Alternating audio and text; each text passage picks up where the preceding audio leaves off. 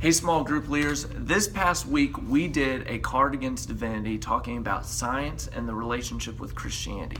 There's usually been just a misconception about science and God being together. Usually Christians feel like they have to choose one or the other. But Christian history has always believed in this, historically to the core, that God created everything in the world.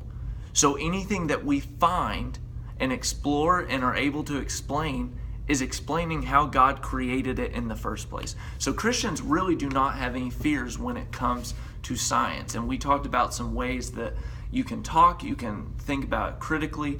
And the area where we landed was talking about if you move away from faith in Christianity, you move towards faith in something else.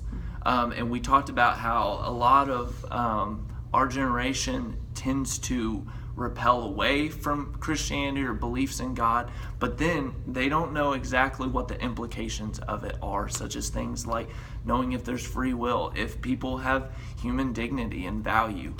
So all points that we were talking about with it. So even in the end, we said that when it comes to God, are there still things that we can't exactly explain? Yes.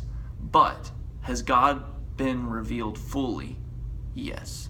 He's been revealed through Jesus and explains who God is, because God isn't just like Jesus. Jesus is also like God, so it reveals us in full.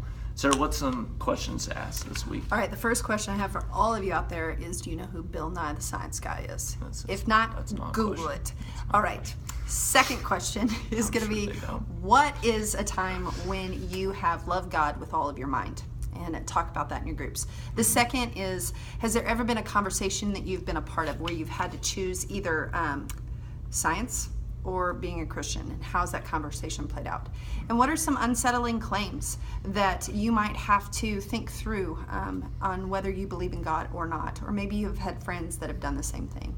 And then last but not least is, what are some childhood perceptions that you have about God, and how have they changed over the years, the longer you've been a Christian? So that's what we got for you this week. Yeah, and as you hear some of those questions, figure out, is your group more of a nerdy group that likes to talk about the details, or is it more of a group that likes to talk about their perception? So feel out those questions on your group, because we trust you to know them the best. And just so you know, both types of those groups are excellent.